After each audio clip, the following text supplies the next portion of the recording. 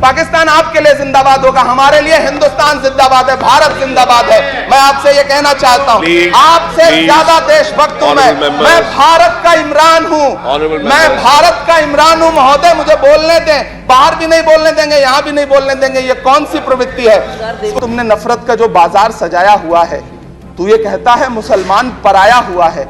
आजा दिल चीर के दिखलाऊं वतन का नक्शा, मेरा भारत मेरी सांसों में समाया हुआ है। इसी दिल्ली में एक सांसद पाए जाते हैं, सत्ताधारी पार्टी के सांसद हैं, वो अपने कार्यक्रमों में सार्वजनिक मंचों पे खड़े होकर कहते हैं कि मुसलमानों का आर्थिक बहिष्कार करो। आप कह रहे हैं सबका साथ सबका विकास। बहुत बहुत धन्यवाद उपसभापति महोदय। मैं अब्दुल वहाब साहब द्वारा लाए गए इस रेजोल्यूशन के समर्थन में बात करने के लिए खड़ा हूं। इसी थके हुए दस्ते तलब से मांगते हैं, इसी थके हुए दस्ते तलब से मांगते हैं, हम अपने जख्मों का मरहम तो कब से मांगते हैं। वो भीख मांगता है हाकिमों के लहजे में, हम अपने बच्चों का हक भी अदब से मांगते हैं। उपसभापति महोदय, ये जो रेजोल्यूशन है, इसके जो महत्वपूर्ण एक दो बिंदु हैं, उसमें एक बात कही गई है कि सच्चर समिति के प्रतिवेदन और अन्य प्रतिवेदनों की सिफारिशों को कार्यान्वित किया जाए, जिसमें मुसलमानों के शैक्षिक और सामाजिक पिछड़ेपन पर चर्चा हो। उद्धृत कर रहा हूं मैं इसे। दूसरा पॉइंट है कि छात्रवृत्ति और शैक्षिक कार्यक्रमों को बहाल किया जाए और सुधारा जाए, जिससे उच्चतर शिक्षा भागीदारी में सुधार आए।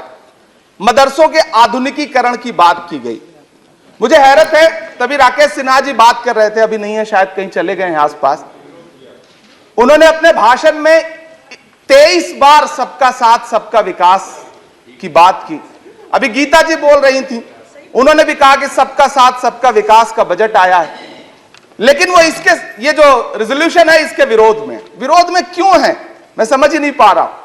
अगर आप सबका साथ सबका विकास का दावा कर रहे हैं, सबका साथ सबका विकास के नारे लगा रहे हैं, तो अगर एक पर्टिकुलर एक कम्युनिटी जो जिस स्ट्रक्चर कमेटी की सिफारिशों में यह तय हो गया है कि वो दलितों से भी बदतर स्थिति में है, उसका आर्थिक सामाजिक स्थिति ऐसी है, अगर उसके उत्थान के लिए कोई बिल बात कर रहा है तो फिर उसके विरोध में है क्यों?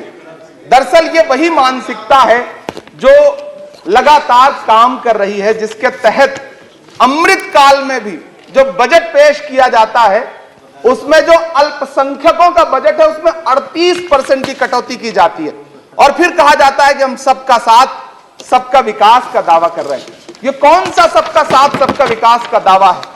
मदरसों के जो शिक्षक हैं, उनका कई साल से उनको वेतन नहीं दिया गया है। हमारे पास उनके फोन आते हैं, वो कहते हैं कि हमारी बात सदन में उठाइए, हम भूखों मर रहे हैं, हमारे घरों में चूल्हे नहीं जल रहे। हम जब उनकी बात यहां करें तो विरोध, लेकिन बातें क्या है? सबका साथ सबका विकास, सबका साथ सबका विकास। एक नारा सुनाई पड़ेगा कि सबका साथ सबका विकास। ये कैसा सबका साथ सबका विकास है? मैं सदन से यह पूछना चाहता हूं कि यहां सत्र चल रहा है उपसभापति महोदय, और इसी संसद से महज 800 मीटर की दूरी पर जंतर मंतर पर खड़े होकर के कार्यक्रम आयोजित होता है अभी 4 दिन पहले, और एक व्यक्ति वहां खड़ा होकर के सीधे आह्वान करता है, सीधे आह्वान करता है। और सभापति उपसभापति महोदय, मैं पूछना चाहता हूं कि दिल्ली पुलिस उस पर कोई कार्रवाई नहीं करती, उल्टा जो मीडिया उसको दिखाने का प्रयास करती है उनको नोटिस भेजा जाता है। ये कौन सा सबका साथ सबका विकास है उपसभापति महोदय? ये हम बहुत गंभीर लोग यहां बैठे, मैं उच्च सदन में बैठा हूं, मैं यहां खड़ा होकर के कहना चाहता हूं, ये कौन सा सबका साथ सबका विकास है?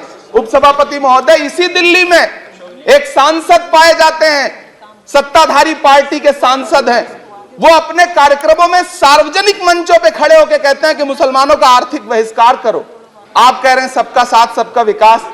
कैसे होगा सबका साथ सबका विकास जब सत्ताधारी पार्टी के सांसद आर्थिक बहिष्कार की अपील करेंगे और उनके खिलाफ एक मामला तक दर्ज नहीं होता? प्रधानमंत्री जी अपने भाषणों में सबका साथ सबका विकास की बात करते हैं, लेकिन अफसोस है कि जब राजनीतिक तौर पर विकास करने की बात आती है तो लोकसभा में एक भी टिकट ये सत्ताधारी दल किसी मुसलमान को नहीं देता, राज्यसभा में एक भी टिकट किसी मुसलमान को नहीं देता, विधानसभा में जो बड़े बड़े प्रदेश हैं उसमें एक भी टिकट मुसलमान को नहीं देता। और वो 3 जो नाम के लोग थे, मुख्तार अब्बास नकवी साहब, एमजे अकबर साहब, सैयद जफर इस्लाम, उनको भी किनारे लगा दिया जाता है।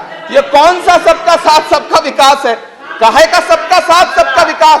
ये नारा, ये दावा खोखला है। मैंने प्रधानमंत्री जी के भाषण सुने हैं।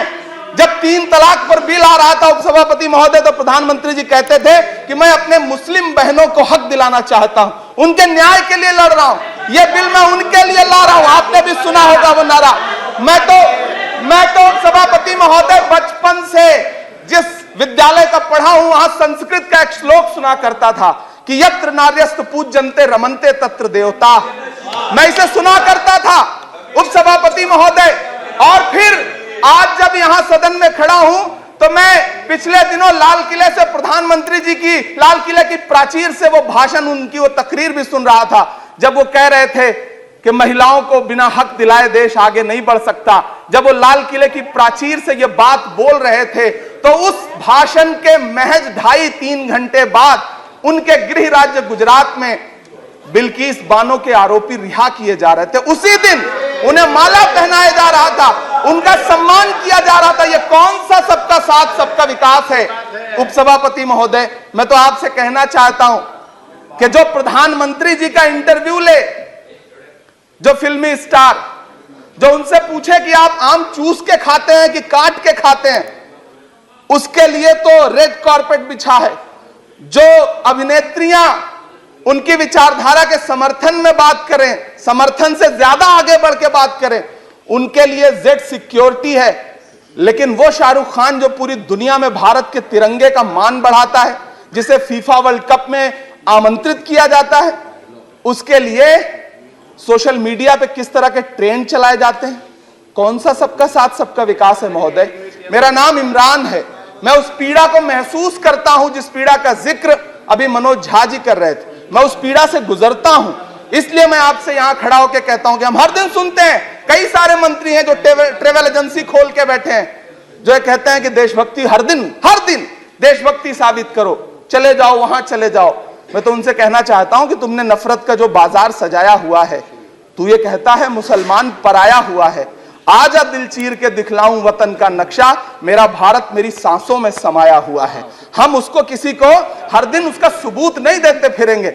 ऐसे में अगर यह बिल मांग करता है कि मुसलमानों के शैक्षिक और उनके सामाजिक, उनके आर्थिक उत्थान के लिए सरकार उस पर ध्यान दे, तो फिर तकलीफ क्या है, दिक्कत क्या है? क्या आपका जो नारा है वो झूठा है? क्या सबका साथ सबका विकास का नारा सिर्फ खोखला है?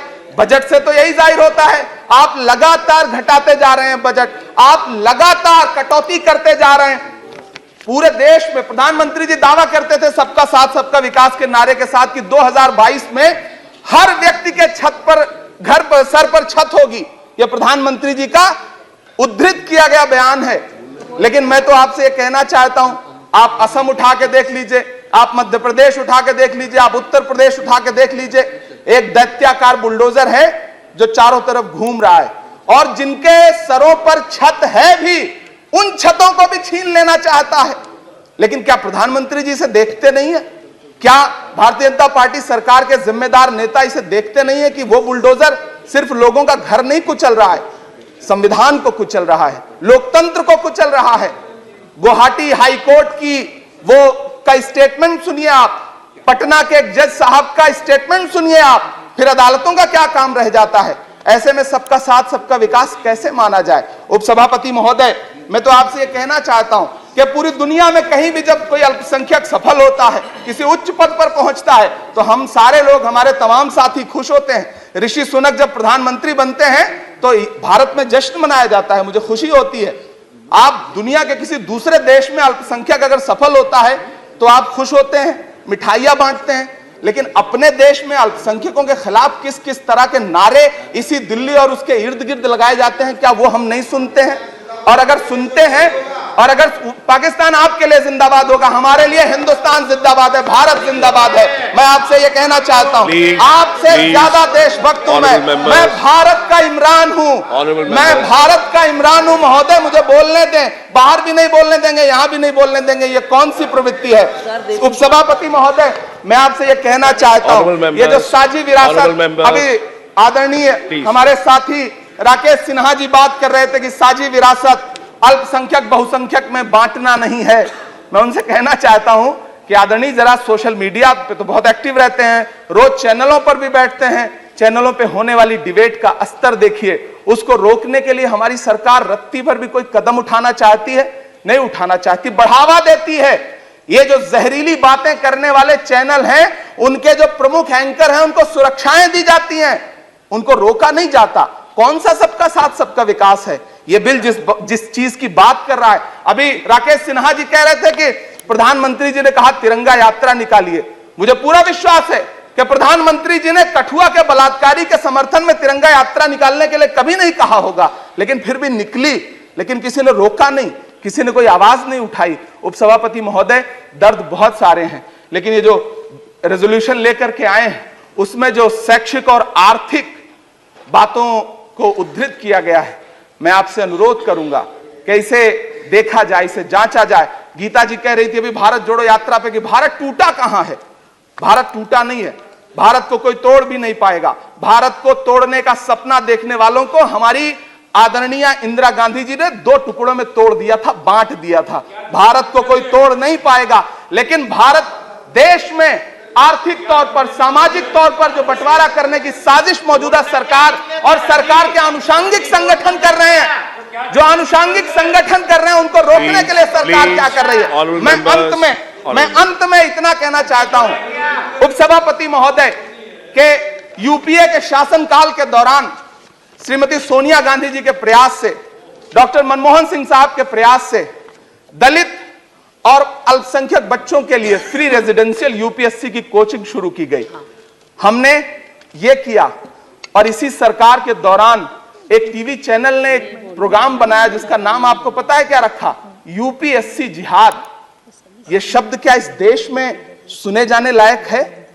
लेकिन सरकार ने क्या किया? एक शब्द नहीं बोला। माननीय उच्चतम न्यायालय ने संज्ञान लिया, जब लोग उच्चतम न्यायालय गए तब वो कार्यक्रम रुक सका। ऐसे कार्यक्रम बनाए जा रहे हैं और सरकार कह रही है कि सबका साथ सबका विकास। उपसभापति महोदय, मैं अंत में आपसे इतना कहना चाहता हूं कि ये जो आर्थिक और सामाजिक आधार पर जो बहुत बड़ी खाई है, उसको पाटने के लिए ये जो रेजोल्यूशन लाया गया है, मैं इसका समर्थन करता हूं। तमाम वो शहर जहां अपना छोटा छोटा रोजगार है, जिनका जैसे मुरादाबाद का पीतल उद्योग, अलीगढ़ का ताला उद्योग, या देश में जो तमाम शहरों में बुनकर उद्योग है, इस सब की बढ़ोतरी के लिए, इनको आगे बढ़ाने के लिए, इन्हें संजोने के लिए ये बिल बहुत कारगर रहेगा। शैक्षिक तौर पे लोगों को आगे लाने के लिए बहुत कारगर रहेगा। तो मैं ये रेजोल्यूशन बहुत कारगर रहेगा। और मैं अपने सत्ता पक्ष के साथियों से कहना चाहता हूं कि रिश्तों की ये नाजुक डोरें तोड़ी थोड़ी जाती हैं, अपनी आंखें दुखती हों तो फोड़ी थोड़ी जाती हैं। हम भी इसी देश का हिस्सा हैं। हम आपसे अनुरोध करते हैं कि इस रेजोल्यूशन को संजीदगी से लिया जाए। मैं इसके समर्थन में